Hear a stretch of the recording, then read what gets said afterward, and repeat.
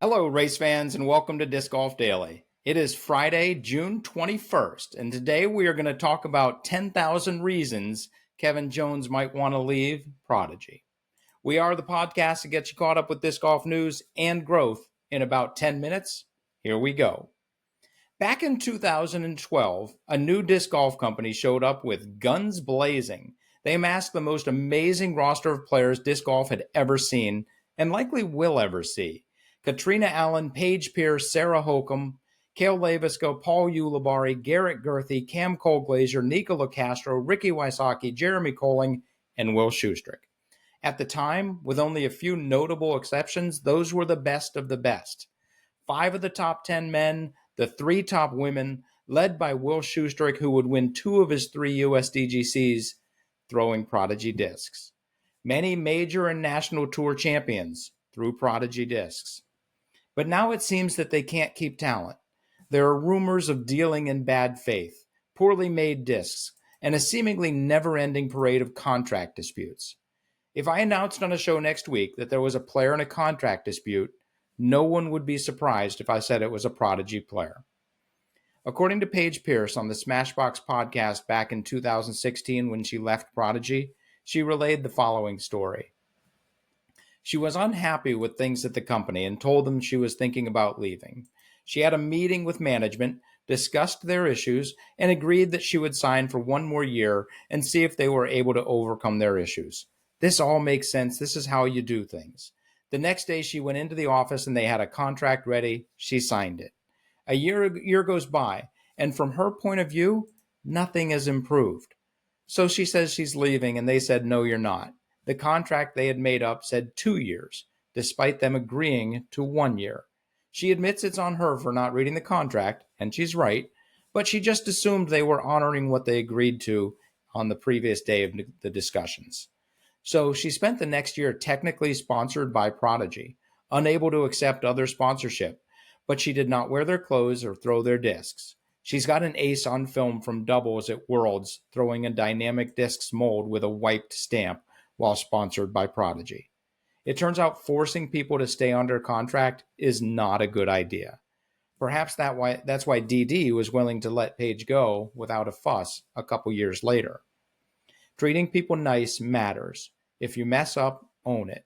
Let people know you care, and when you say you will make changes, do it. Otherwise, people will leave and not on great terms. Remember that list of names at the beginning? Cale Levisko and Will Schustrick are the only 2 that are left with Prodigy. Let's look at Prodigy recently. Perhaps they've learned from the lessons of the past. We all know about the lawsuit that Prodigy threatened Gannon Buhr with. Gannon was forced to stick around for an extra year, and my guess is that there's not a lot of love lost between the 2. So yeah, Gannon's gone. Let's see if there are some other high-profile names that have left Prodigy in the last few years. Chris Dickerson, Matt Oram, Katrina Allen, Alden Harris, Gavin Babcock. And sure, players leave teams all the time, but it seems like almost no one big stays with Prodigy, and there's probably a reason. Threats of lawsuit could be one. Catching a typo in a contract where you agreed on a 1-year extension and the contract says 2 could be another. Imagine if Paige had read the contract, saw the adjustment, and called them on it. Does she even sign at that point? It's just bad business to say one thing and then put something different in the contract. It's going to catch up to you. And the players they do have, they definitely don't seem to be a good job promoting. A commenter on Kevin's post pointed out that Rachel Turton is sponsored by Prodigy. She even has an in the bag from last year with all of her Prodigy discs. But if you go to the team page, she's not even listed. How many Elite Series top 10 finishes do you need just to be listed on the team page? She's got 3, and I'll bet she gets more. A quick piece of advice for you, Prodigy. When a new player does well, let us know she's on your team. So maybe that could be another reason players leave. If there is not very good support or promotion, that's going to hurt a player's value. It's all got to work together, or it just doesn't work. I don't know where Kevin Jones is going. I don't know why Kevin Jones is leaving Prodigy. I do know that since he signed his 5-year contract extension, his rating has dropped 14 points. He's become a relative non-factor at Elite Series events. And he is a quality person. He's a true competitor.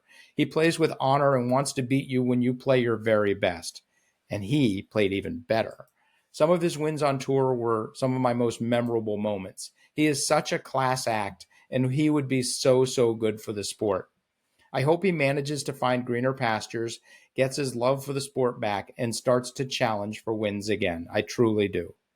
But looking at his ratings decline got me to thinking, I wonder how other players that left Prodigy have fared after they left.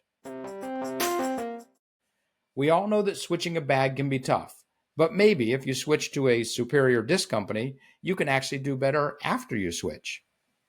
I remember when Paul left Innova for Discraft, and when Simon left Discmania for MVP, there was a lot of concern that their game would deteriorate. In fact, there was no drop-off. They are all quality companies. What happens 1 year after players leave Prodigy? Let's look at Gannon Buhr. He went from 1044 when he left to 1049 now. Chris Dickerson 1 year after, 1045 to 1044. Matt Oram went from 1029 up to 1045, a gain of 16 ratings points.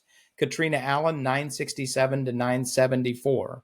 Alden Harris actually dropped from 1034 to 1025, 9 points. But Gavin Babcock went from 1021 to 1031. With these 6 players, on average, 1 year after leaving Prodigy, their ratings averaged an increase of 5 points with a brand new bag. On average, on the Pro Tour, there are about 5 rating points for 1 stroke. This means that switching from Prodigy to any other quality company allowed these players to gain 1 stroke per round. This actually reminds me of a funny story I heard. Someone told me that they overheard Johnny McRae, or maybe it was Steve Rico, miss a putt and say, well, there goes $50. Nowadays, he'd have to adjust that up quite a bit. On average, each stroke is worth about $250 on the Pro Tour today.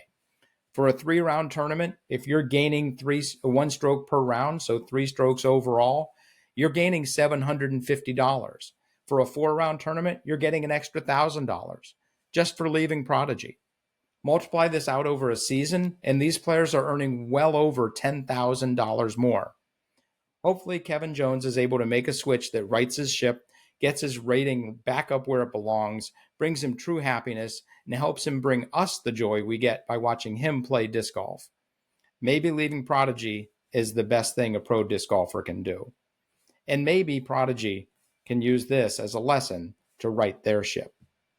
I hope you enjoy the Preserve this weekend. It's brought to you by Microsoft Teams. That does it for us today. If you have any thoughts, news, or opinions, shoot us an email, discgolfdaily@aol.com. Otherwise, have fun, throw them straight, tell a friend about Disc Golf Daily, and hit the thin gap. Thank you so much for watching. Please like, subscribe, comment, and share. It really does help us grow.